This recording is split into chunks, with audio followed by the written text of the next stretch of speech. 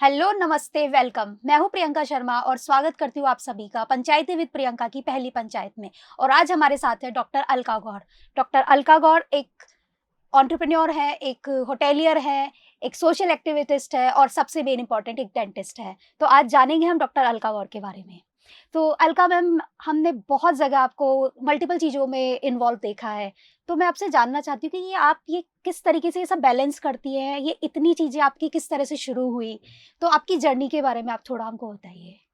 तो सबसे पहले तो मैं आपका धन्यवाद देना चाहती हूँ मुझे आज इस पॉडकास्ट के लिए इनवाइट करने के लिए। जी, और जैसे आप मुझे पूछो कि बहुत सारे चीज़ों में इन्वॉल्व हूँ, तो जर्नी ऐसे स्टार्ट हुई थी कि डॉक्टर बनना मेरा पैशन था। ओके। उसके लिए मैंने मेडिकल एंट्रेंस एग्ज़ाम की तैयारी की।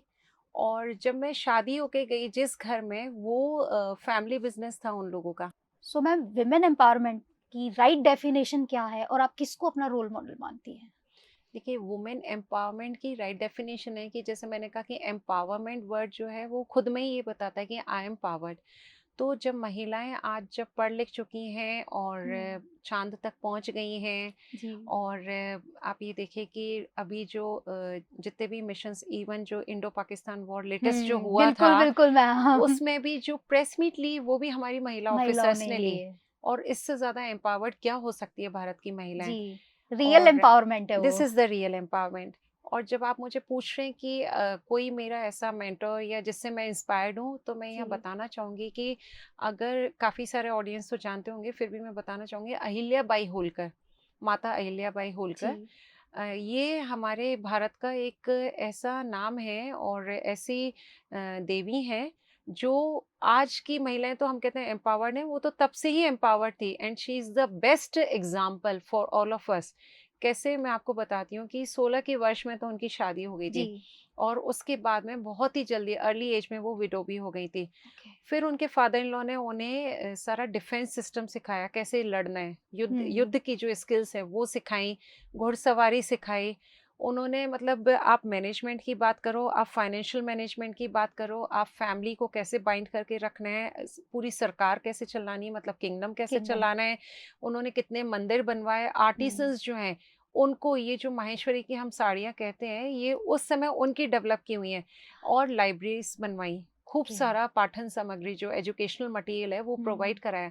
तो सही मायने में तो एम्पावरमेंट ये है कि उन्होंने अपनी वो आइडेंटिटी, एक फेमिनिज्म को बरकरार रखते हुए और साथ ही साथ इन सारी क्वालिटीज़ को एक माला में मोती की तरह पिरो दिया। पिरो के और एक इतनी खूबसूरत सी माला बनाई, और हम सब महिलाओं के लिए एक इतना अच्छा एग्जाम्पल सेट किया है कि वो ही मेरी रोल मॉडल है। तो मैम, जिस तरह से ये फाइनेंशियली इंडिपेंडेंस तो हो चुके हैं, लेकिन अब इसका ना एक ईगो का एक रूप ले लिया है इस चीज़ ने। तो आप ईगो, सेल्फ लव को किस तरीके से डिफरेंशिएट करेंगे या आप किस तरह से बताएँगे कि ये दोनों में क्या डिफरेंस है? देखो, मैं कमाती हूँ, वो एक ईगो है। हुँ, हुँ। और जैसे मैंने पहले भी कहा कि भारत के अंदर प्राचीन काल से पुरुष तो ये काम करते हुए आए करते हैं हुए और आ रहे महिला हैं। कहीं न कहीं बैक एंड पे उनको सपोर्ट करती हुई भी आई हैं, और अब हुँ, वो फ्रंट एंड पे 100% आने लगी हैं। लेकिन इसको ईगो कहते हैं कि मैं कमाती हूँ, हुँ। आप कमा रहे हो, आप कमाने के साथ में अपने परिवार की ज़िम्मेदारियों को बाँट रहे हो, जी, है जी। ना? कई बार होता है, बच्चियाँ कहती हैं कि नहीं, हमें शादी नहीं करनी, हम कमा रहे हैं तो हम तो सेल्फ सफिशिएंट हैं। हुँ, आप सेल्फ सफिशिएंट हो, कहीं कुछ साइंस भी है जहाँ पे हम हार्मोन्स का भी चेंजेस देखते हैं, हुँ। वो एक फैक्टर हो जाता है। और जब आप कमा रहे हो तो आप उसको अकेले कैसे एंजॉय करोगे, क्योंकि हर चीज़ जी। की एक लिमिट होती है, हर चीज़ का एक समय होता है, उस समय के बाद आपको रिश्ते भी चाहिए, हुँ। आपको परिवार भी चाहिए, और जब आप काम करके वापस आते हो तो कोई आपको मुस्कुराता हुआ स्वागत करने वाला भी वाला भी चाहिए। चाहिए। ये हो जी। गया आपका ईगो। और हुँ, सेल्फ लव होता है कि आपने खुद की केयर की। हुँ, सुबह जब आप उठ रहे हो, आप क्या खा रहे हो, वो माइंडफुलनेस, वो थॉटफुलनेस, आपने हुँ। एक्सरसाइज की या नहीं की, आप किस तरह से अपना सारा डे प्लान कर रहे हो, उसमें आपका पर्सनल टाइम, उसमें आपका फैमिली टाइम, उसमें आपका ऑफिस टाइम, आपने सब चीज़ बैलेंस किया। और जब जी। रात को आप अपने रूम में सोने जाते हैं, तो हुँ। आपको पूरा टिप्स पे कैलकुलेटेड रहता है कि आज मैंने यहाँ अपना टाइम इन्वेस्ट किया। जी, जी। ये होता है सेल्फ लव। मैम, अभी इंडिया जो सबसे ज़्यादा मेजरली जो फेस कर रहा है इश्यू, वो मॉडर्न रिलेशनशिप क्राइसिस है। तो उसमें डिवोर्स सेपरेशन, ये सब चीज़ें काफ़ी बढ़ चुकी है। तो इसका एक्चुअल रूट कॉज़ क्या है? देखिए ये चल रहा है ज़ेन ज़ी का ज़माना, हुँ, जहाँ हुँ। पे एक सिंगल क्लिक पे स्विगी, ज़ोमैटो से खाना आ जाता है, जी। ब्लिंकिट से प्रोडक्ट्स आ जाते हैं। लेकिन एक सिंगल क्लिक से रिश्ता नहीं आ सकता, रिश्ता चला तो जाएगा, हाँ, हाँ। आ नहीं आ सकता। नहीं तो सकता। हमें ये समझने की ज़रूरत है कि हमें पेशेंस रखना आना चाहिए। हुँ, वो आपके लाइफ पार्टनर हैं, वो आपके फैमिली मेंबर्स हैं, वो प्रोडक्ट नहीं है। हमें ये समझना पड़ेगा कि एक वस्तु में और एक इंसान में जो डिफरेंस है, हुँ, वो यही है। चीज़ आपको जो प्रोडक्ट्स आप खरीद रहे हैं, वो आपको एक इमोशनल लव नहीं दे पाएगी। आपको सैटिस्फैक्शन हो जाएगा, मैंने ये कपड़ा ले लिया, मैंने ये ज्वेलरी ले ली, मैंने ये खाने का सामान मँगा लिया। हुँ, लेकिन जब रिश्ता होता है, तो वो रिश्ता आपके लिए ताउम्र का रिश्ता होता है, जिसमें आपको सम्मान भी दिया जाता है, जिसमें आपको प्यार भी दिया जाता है और संबल भी दिया जाता है। जब हम बात करते हैं कि जैसे मैं कह रही हूँ कि सिंगल क्लिक वाले रिश्ते नहीं है ये, नहीं है। वहाँ हमें सबसे ज़्यादा ज़रूरत है पेशेंस की, और जी, जी। पेशेंस ही पावर है। अगर आप में पेशेंस है, तो आप बड़ी से बड़ी चुनौती से खेल जाओगे। तो हुँ, जब कई बार होता है कि आज मैं हाईली एजुकेटेड हूँ और आप भी हैं, जी। और अगर हमारे बीच में किसी भी मुद्दे को लेके कोई हॉट टॉक हो गई, या आप मेरे किसी भी स्टेटमेंट से डिसएग्री हो गए, डिसएग्री है। तो हम उसको बैठ के भी तो सुलझा सकते हैं। मैं अपनी आवाज़ ऊँची करूँ, तो ज़रूरी नहीं है कि जी, जी। आप मेरे फ़ेवर में मान जाओ, या हुँ, मैं अगर आपके सामने दब जाऊँ, तो भी ज़रूरी नहीं है कि आप मेरा डिसीज़न मान जाओ। तो हुँ, किसी भी चीज़ को अगर हम बहुत मैच्योरली सुलझाएँ और ये माने कि पेशेंस रखें, हो सकता है उस समय आपका मूड स्विंग कर रहा हो, तो मैं हुँ, चुप रह जाऊँ, और कभी मेरा मूड स्विंग कर रहा है और आप चुप रह जाओ, तो वो जो एक मोमेंटरी जो इन्फ्ैचुएशन होता है हुँ, ब्रेन का, वो जब सेटल हो जाता है, उसके बाद आप प्यार से अपनी बात रख सकते हो, और शायद फिर सामने वाला बेहतर तरीके से आपकी बात समझ भी पाएगा। जी। तो मेरा कहना ये है कि अभी जो मिसिंग है हुँ, किसी भी रिश्ते में, चाहे वो माता-पिता हो, भाई-बहन हो, पति-पत्नी हो, बॉयफ्रेंड गर्लफ्रेंड्स हो, हुँ, हुँ, सिबलिंग्स हो, कुछ भी है, वो है पेशेंस। आप शांति से सुनिए, शांति से उसका समाधान निकालिए। हो सकता है कि आज आप मेरे विचार से सहमत नहीं होंगे, हो सकता है हुँ, कल मैं आपके विचार से सहमत नहीं होंगे, लेकिन डिस्कशन जो है एक वो मिड पाथ है। हम हुँ, डिस्कस करके एक थर्ड पाथ निकाल सकते हैं। निकाल तो सकते हैं। हर चीज़ का सॉल्यूशन है। पर मैम, जिस तरह आपने बताया कि हम सॉल्यूशन तो निकाल सकते हैं बैठ कर के, लेकिन अभी चीज़ें ऐसी हो रही है कि वॉयलेंस हो गया, मर्डर हो गए, ये अभी रिसेंटली काफ़ी ज़्यादा सुनने को मिल रहा है। तो इसके पीछे क्या रीज़न है, या क्या ये कोई अनहील्ड ट्रॉमा है, या इस तरीके की चीज़ें क्यों होने लगी है? जैसे मैंने आपको कहा, पेशेंस, मुझे ना सुनना पसंद नहीं है। हुँ, हुँ। तो ये आज की जनरेशन में हो गया है, आज ये हर जगह हो गया है। आप ये देखिए कि यूएस इतना एडवांस है, लेकिन सबसे ज़्यादा डोमेस्टिक वायलेंस इंडिया में नहीं, यूएस में है। ओके। रीज़न इज़ कि महिलाएँ वहाँ पे हमसे ज़्यादा एम्पावर्ड हैं, हुँ, हुँ। ज़्यादा मॉडर्न है, हमसे कइयों साल आगे चल रहे हैं, बहुत एडवांस है। फिर रीज़न क्या हो गया? वो एक अनफुलफिल्ड डिज़ायर, और जो आपको कहीं न कहीं आपके ईगो को हर्ट कर जाती है कि हुँ, पुरुष चाहता है, चाहे वो हम जब मैं आपको यूएस के ही बारे में बता रही हूँ कि पुरुष हुँ, चाहता है कि ये महिला मेरे साथ रहे हुँ। और मैं इसके संग रिलेशनशिप में रहूँ, और अगर वो फीमेल्स रिफ्यूज़ कर देती हैं, तो वो वहाँ पे बहुत मिसबिहेव करते हैं, मारा-पीटी भी करते हैं। ओके। जब हम भारत की बात करते हैं, तो ये हम देखते हैं कि निचले तबके में हो रहा है, या हुँ। हम कह देते हैं कि सब अनपढ़ हैं तो हो रहा है, या कच्ची बस्तियों में हो रहा है। लेकिन जिस तरह से आपने अभी मुझसे प्रश्न राइट, पूछा राइट। कि महिलाओं के अब केस सुनने आ गए कि कभी हाँ, हत्या कर दी, अभी लेटेस्ट ही आया कि लेटेस्ट, किसी के राइट, बच्चे राइट। को मार दिया। हुँ, इसमें मैं ये कहती हूँ कि कहीं न कहीं कम्युनिकेशन गैप है। जब भी आप अपनी बच्ची को विदा करना चाह रहे हैं या बेटे की शादी करना चाह रहे हैं, तो उनके दोस्त बन के रहिए, पहले उनको समझिए, उनसे डिस्कशन करिए, उनसे हुँ, उनकी पसंद-नापसंद पूछिए। अगर वो बच्चे आपको ये कह दें कि नहीं, टोटली आपका डिसीजन है, आप अपने हिसाब से करिए, और उस वो अपनी चॉइस आपको बता देते हैं। एक ये रास्ता होता है, और दूसरा ये रास्ता होता है कि अगर बच्चा जिसके भी संग अपना पूरा सफ़र काटना चाह रहा है, जिसको हुँ, अपना हमसफ़र बनाना चाह रहा है, हम उस बच्चे के उस हमसफ़र से पहले मिल लें, उनके परिवार से मिल लें, उनके रिश्तेदार से मिल लें, क्योंकि आपको किसी का भी अगर व्यवहार जानना है, तो हुँ। उसको उसकी वर्स्ट सिचुएशन में देख लो, या एक बार झूठा गुस्सा करके के देख लो। देख लीजिए, तो आपको राइट। पता चल जाएगा कि एक्चुअली वो जैसा आपके सामने दिख रहे हैं, वो है या नहीं है। नहीं है। साथ ही साथ देखिए, हम कहीं न कहीं पाश्चात्य संस्कृति से इम्प्रेस हो रहे हैं। Hmm, at the same time mobile और टीवी के ऊपर जो परोसा जा रहा है उसको हम ब्लाइंडली फॉलो करते हैं, लेकिन हम ये भूल जाते हैं वो सीरियल्स हैं और वो कलाकार हैं, कलाकार वो है। रियल लाइफ में ऐसे नहीं है। अभी जैसे हम कुछ किस्से देखते हैं रियल लाइफ के सेलिब्रिटीज के, तो ये तो हमें सीख ही देके जाते हैं। जैसे अभी एक बहुत फेमस सिंगर हैं जिनका जो एंटी एजिंग मेडिसिन लेती थी और कार्डियक जी अरेस्ट आ जी। गया। तो हम एग्जाम्पल्स से सीखें, लेकिन हम्म। सही सीखें, कोशिश ये करें कि प्रोडक्टिव लें, डिस्ट्रक्टिव नहीं लें, कंस्ट्रक्टिव करें। हम्म। और उससे अगर आपका भला हो सकता है तो आप उससे इम्प्रेस होइए। और साथ के साथ मैं ये कहना चाहूँगी, अगर जो भी बच्चे मुझे सुन रहे हैं या जो भी पेरेंट्स सुन रहे हैं, कि आपस में खुलकर बातचीत करिए।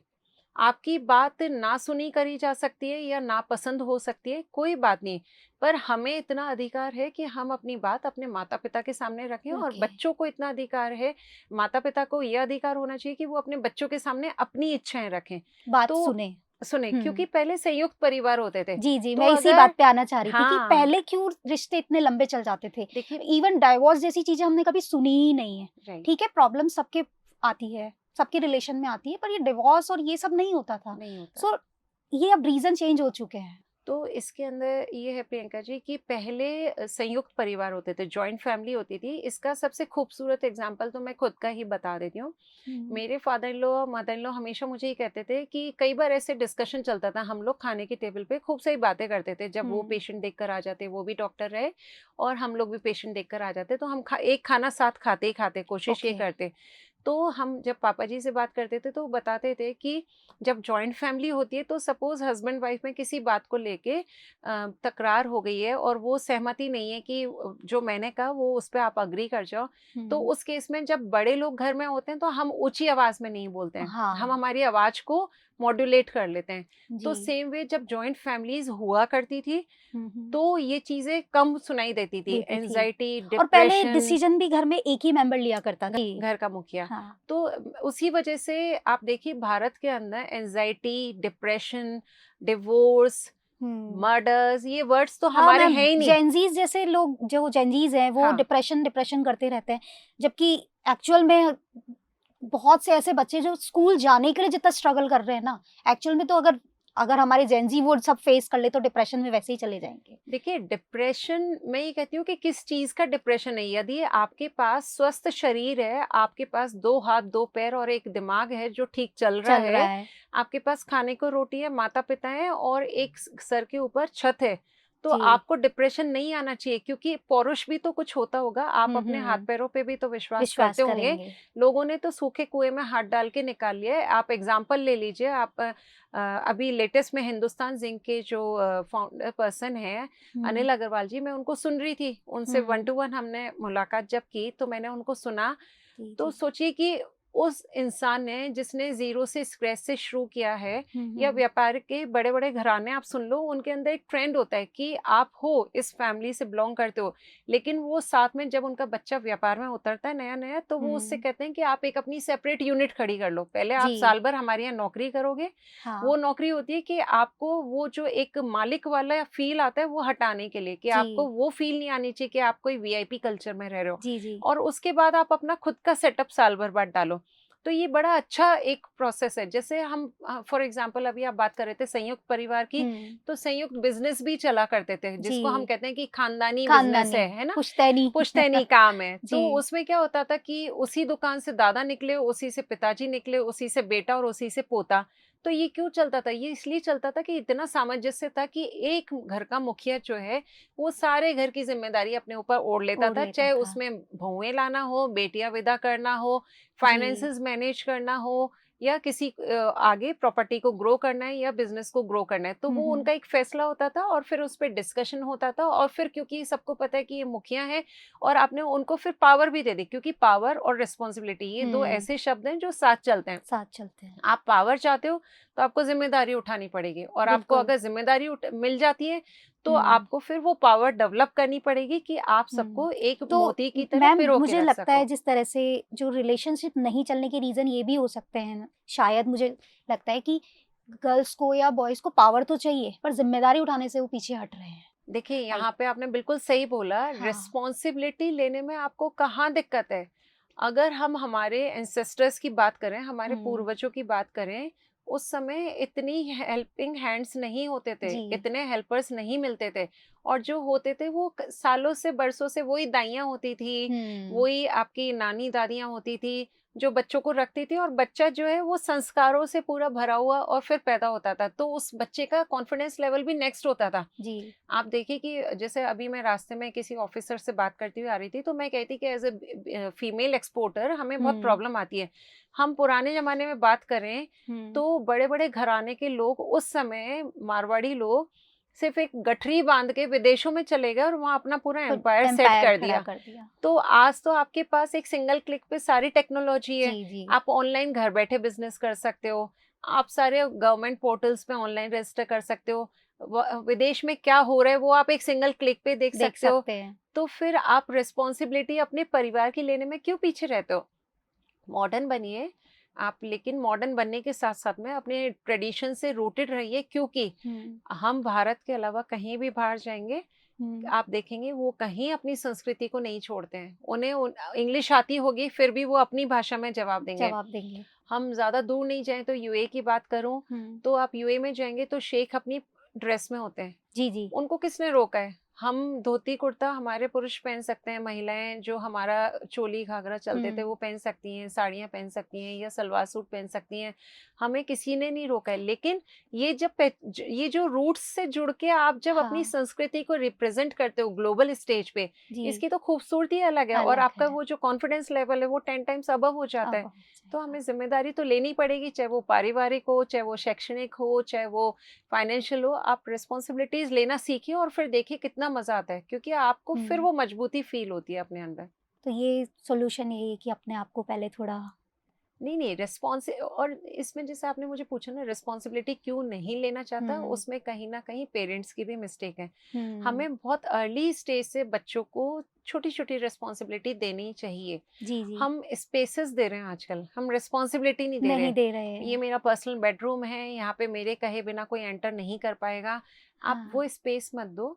आप अपने बच्चे को अपने घर घर में स्पेस दो, अपने दिल में स्पेस दो, हुँ। और साथ में एक रिस्पॉन्सिबिलिटी दो, छोटा सा, जैसे वो समझने लग जाता है हुँ, हुँ। उसको परिवार की हर गतिविधि में आप इन्वॉल्व करो। चाहे फिर उसको खाने की टेबल सजानी हो, चाहे जी। किचन में कोई प्रिपरेशन करानी हो, चाहे आप हाँ। उसको जब आपका वॉशरमैन या धोबी आता है उसको कपड़े प्रेस को देने हो, क्योंकि वो छोटी-छोटी कैलकुलेशन चीज़ों सीख रहे से। हैं। हाँ, जी, जी, अलका मैम, क्योंकि हम भी जब छोटे थे और अपनी मम्मी के साथ में काम करते थे, तो हमें पता ही नहीं हम ये सब कैसे सीख गए। सारे हाउस होल्ड्स और ये सब कैसे सीख गए। तो आई थिंक छोटी-छोटी जापान के ज़िम्मेदारियाँ। अंदर जब बच्चे प्री स्कूल में जाते हैं तो उनको फर्स्ट डे पढ़ाया नहीं जाता, उनको फर्स्ट डे वॉशरूम क्लीन करना, ओके। एक दूसरे के संग टिफिन शेयर करना, जी। अपना क्लासरूम क्लीन करना, और फिर कैसे हमारे लिए नैप क्यों ज़रूरी है, हमें क्यों रेस्ट करना है, ये सिखाया ये जाता है। और ये चीज़ें सीखने के बाद आप देखिए कि जापानीज़ कितने ज़िम्मेदार होते हैं, ज़िम्मेदार तो है। एक रिस्पॉन्सिबल सिटिज़न रिस्पॉन्सिबल बनते हैं। सिटीज़न होते हैं। मैम, पॉपुलेशन में इंडिया ने बीट कर दिया है, तो इस पे आपकी क्या राय है? क्योंकि आजकल हम देख रहे हैं कि वन चाइल्ड ट्रेंड ज़्यादा इन हो गया है, तो आपकी इस पे क्या राय है? इसका फ्यूचर में इसका क्या इम्पैक्ट होने वाला है? देखिए पॉपुलेशन में हम चाइना को पछाड़ चुके हैं, 144 करोड़ हम हो चुके हैं। और आने वाले टाइम में जिस तरह से बच्चे शादी नहीं करना चाह रहे हैं, और यदि वो शादी कर रहे हैं तो वो 36 की उम्र में कर रहे हैं, और 40 पे बड़े मुश्किल से एक बच्चा करना चाहते हैं। जी, जी। उस वजह से आने वाले टाइम में अगले 5-7 सालों के अंदर जो 60s वाले हैं हुँ। वो तो पॉपुलेशन बढ़ जाएगी, हुँ। और 14 ईयर्स वाले जो हैं वो बहुत लिमिटेड रह जाएंगे, और बीच में एक गैप रह जाएगा। जी, जी। उस गैप को फिल करने के लिए अभी हमारे पास सबसे ज़्यादा मैन पावर है। भारत हुँ। के पास अभी सबसे ज़्यादा मैन मैन पावर है, पावर है।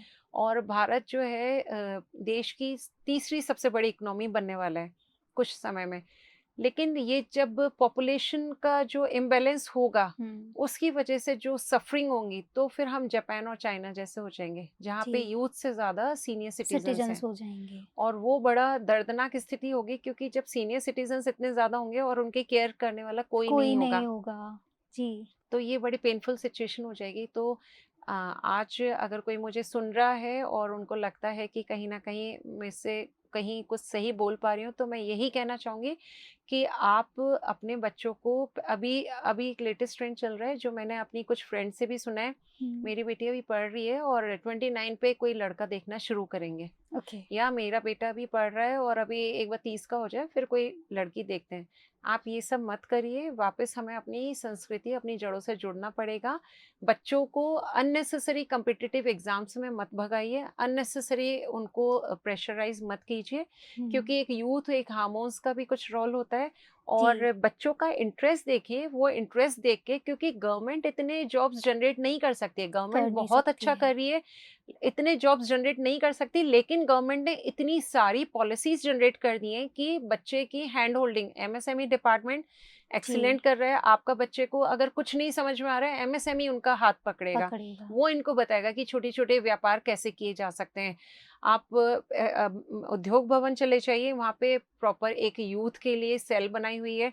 तो बहुत सारी चीजें करने को है। सरकार की, केंद्र सरकार, राज्य सरकार की इतनी सारी योजनाएं, इतनी सारी नीतियां बन चुकी हैं कि हम बच्चों को जॉब गिवर बनाएं, जॉब सीकर नहीं बनाएं। और जब बच्चे अर्ली स्टेज से, जैसे चाइना के अंदर आप देखेंगे कि हर घर में इंडस्ट्री है, चाहे वो छोटी है, लेकिन वो सेल्फ सफिशिएंट है। तो अगर भारत के अंदर भी अगर हम अपने बच्चों को कॉम्पिटिटिव एग्जाम्स का प्रेशर नहीं दें और उनको ये विश्वास दिलाएं कि वो अपनी जो भी हॉबी है उसको एज ए पैशन परस्यू करें और उसको अपना एक बिजनेस मॉडल बनाएं, और साथ में सरकार की जो बिल्कुल यूथ के लिए जितनी सारी योजनाएं हैं उनका लाभ उठाएं।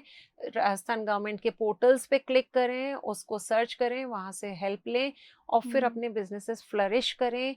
जो आपको लगता है आपके फील्ड के जो मेंटर्स हैं, सीनियर्स हैं, एक्सपर्ट्स हैं, उनसे एक्सपर्टाइज कमेंट्स भी लें। तो उसके बाद में आप ये देखिए कि बच्चे अर्ली एज पे सेटल होने लग जाएंगे, और उनको अगर आप अर्ली स्टेज पे ही उनके लाइफ पार्टनर दे देते हैं तो वो जो एक गैप आ रहा है, जो इम्बैलेंस आ रहा है, वो जो एक हैप्पीनेस फैक्टर कम हो रहा है, वो सब बढ़ जाएगा। ओके।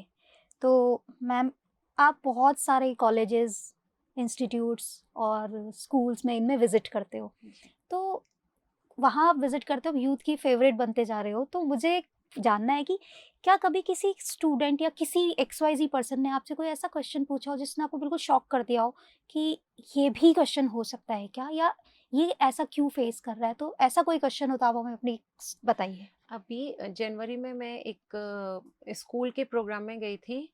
वो था तो उनका जैसे जयपुर लिटरेचर फेस्टिवल है, ऐसे उनका वो एक लिट फेस्ट ही था।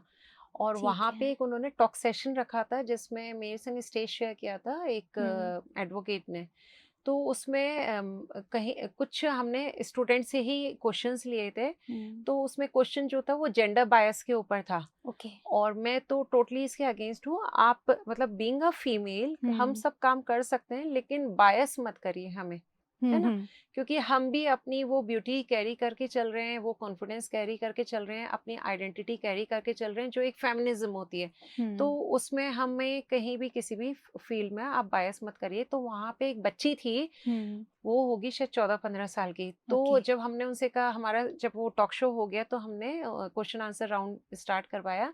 तो उस बच्ची ने मुझे पूछा कि मैम मुझे क्या करना चाहिए, कि मुझे किसी ने इस तरह से बोला, अच्छा तो तुम वहां से हो और तुम ऐसी दिखती हो, मतलब उसकी जिसको हम कहते हैं बॉडी शेमिंग, फिगर को लेके।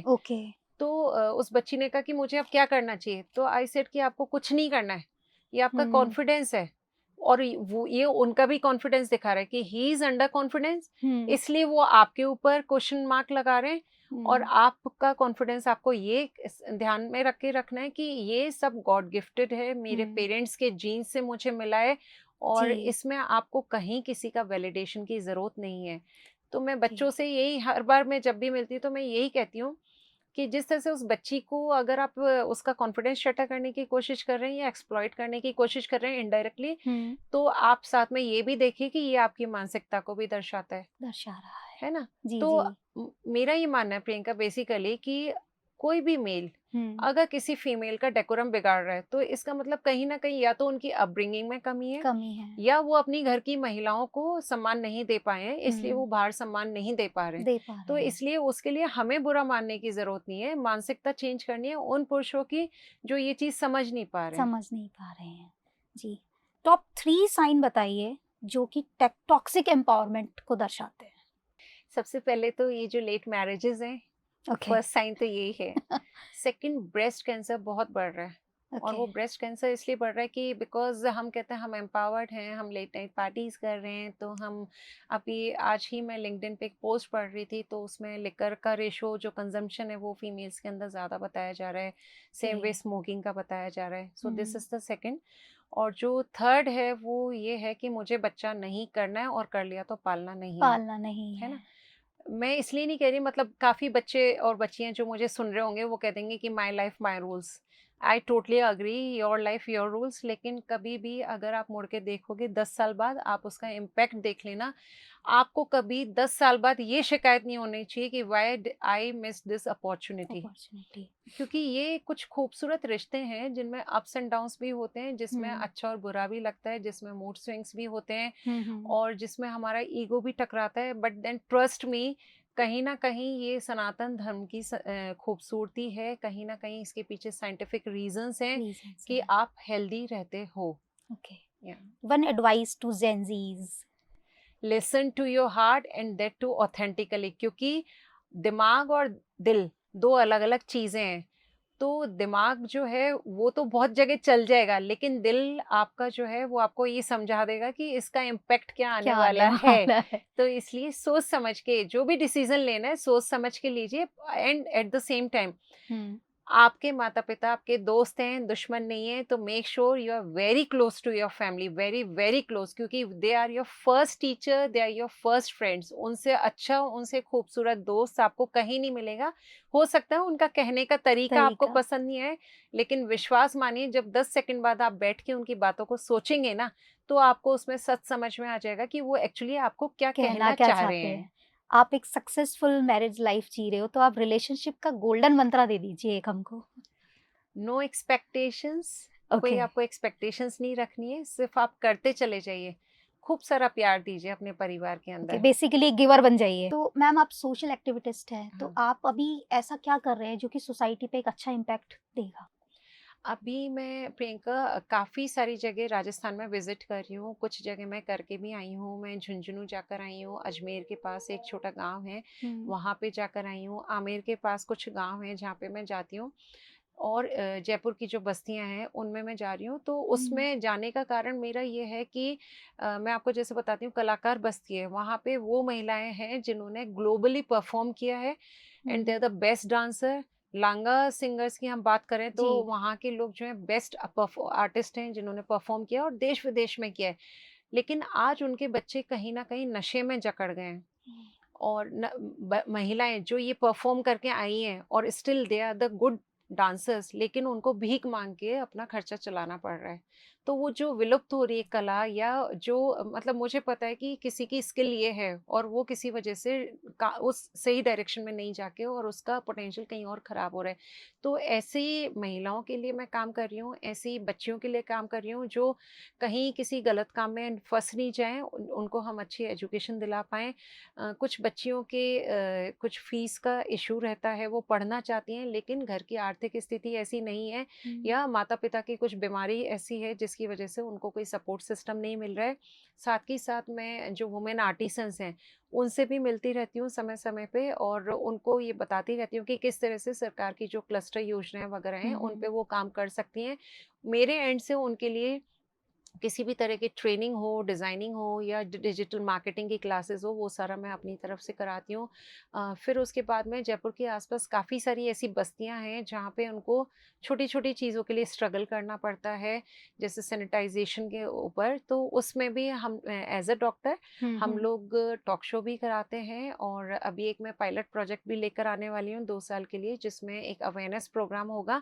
क्योंकि हम चाहे रूरल जयपुर में हो या अर्बन जयपुर में, लेकिन कई चीज़ें हम बीइंग अ वुमेन हम मिस कर जाते हैं और जानना ही नहीं चाहते हैं, और जब वो बीमारी बहुत डरावना रूप ले लेती है तो हमें पता पता चलता है। चलता है। तो एज अ सोशल एक्टिविस्ट मैं हेल्थ में भी देख रही हूँ, मैं स्किल्स में भी देख रही हूँ, और मैं एजुकेशन में भी देख रही हूँ। तो सोसाइटी पे काफ़ी सोसाइटी पे इम्पैक्ट काफ़ी। आना चाहिए। डॉक्टर अलका मैम, आप ये बताइए कि एजुकेशन सिस्टम के बारे में आपके क्या व्यूज़ हैं? हमें उसमें कुछ न्यूनेस लानी चाहिए, या फिर जो भी आपके व्यूज़ आप हमें बताइए? देखिए, एजुकेशन सिस्टम की हम बात करें तो अब तो बहुत वर्सेटाइल हो चुका है और न्यू एजुकेशन पॉलिसी भी आ चुकी है। लेकिन साथ ही साथ मैं, जो भी ऑडियंस मुझे सुन रहे हैं, मैं उनको ये बोलूँगी कि आप अपने बच्चों को स्किल सेट ज़रूर सिखाइए। एजुकेशन जो है वो प्रैक्टिकली पॉसिबल तभी होगी जब उनको स्किल्स आती होंगी। पढ़ना एक अलग चीज़ है, लेकिन पढ़ के उसको रियल लाइफ के अंदर प्रैक्टिकली उतारना जो है वो बिल्कुल टोटली डिफरेंट है। और हम्म। इसके लिए अभी सरकार ने काफ़ी सारे स्किल प्रोग्राम्स भी चला रखे हैं, प्राइवेट सेक्टर्स में भी, गवर्नमेंट सेक्टर्स में भी। और अभी हमारे माननीय जो प्रधानमंत्री हैं, उन्होंने इंटर्नशिप सिस्टम भी इसीलिए चलाया है कि जैसे आप एक बार अपने कॉलेज से बाहर आते हैं तो एक हम्म। आपको इंडस्ट्रियल एक्सपोजर हो जाता है। तो आप जब ट्रेनिंग्स में जाते हैं तो एक वो जो गैप है एजुकेशन और ट्रेनिंग के अंदर, स्किल्ड स्टाफ के अंदर, वो गैप भी जो है कहीं न कहीं ख़त्म हो जाएगा। क्योंकि बच्चों को अगर आपने पहले ही इंडस्ट्रियल ट्रेनिंग्स करा दी हैं, इंटर्नशिप्स करा दी हैं, तो वही कंपनी या फिर कोई दूसरी कंपनी उनको हायर कर लेती है।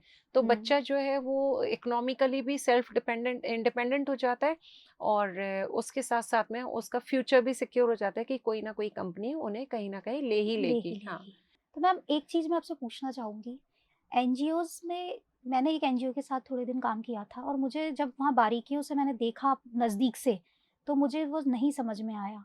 तो ये जो आजकल एनजीओ एनजीओ के नाम पे हम भी देखते हैं जयपुर में बहुत से वुमेन्स एनजीओ के लिए के अपना छोटा-छोटा एनजीओ खोल करके और बस वो अपनी शौक पूरे कर रही होती है। इस पे आप क्या कहना चाहेंगे? देखिए, NGO means non governmental organisation, non government funding.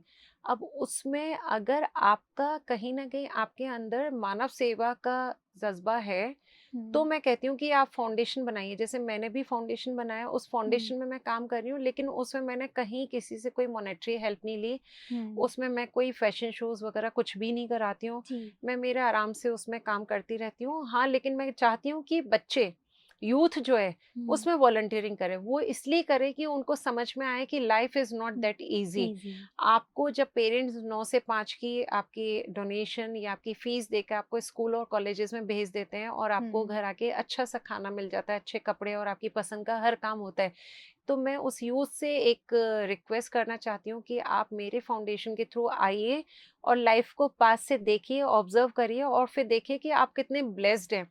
अभी मेरा काम क्या रहता है कि मैं छोटे बच्चों के स्कूल्स भी जाती रहती हूँ। तो हुँ, मेरे हुँ। पास अभी कहीं से फ़ोन आया था कि लेबर्स के बच्चे पढ़ते हैं मुहाना मंडी के पास में, तो 5 की ड्रेस अलग है, स्कूल ड्रेस 5 5 बच्चों की की अलग अलग है। है। तो उन्होंने मुझे कहा कि मैम अगर हो सके तो इनके इस साल के आप कॉपी किताब का अरेंजमेंट कर दीजिएगा।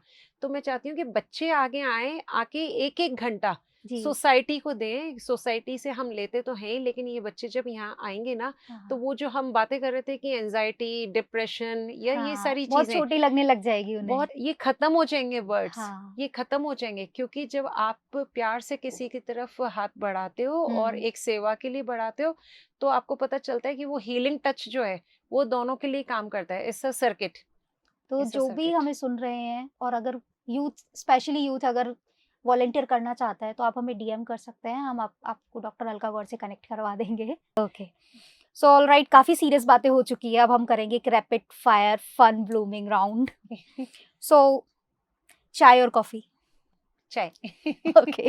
हील्स और flats? Heels. What you advice to your son for marriage? Advice in the sense? किस तरीके की आप एडवाइस देना चाहेंगे कि वो शादी को कैसे शुरू करे और शादी को कैसे निभाए? समवॉट लाइक आवर मैरिज, क्योंकि हुँ। हमारी शादी बहुत ही खूबसूरत सा एक किस्सा है, अच्छा। Full of fun and full of roller coaster ride.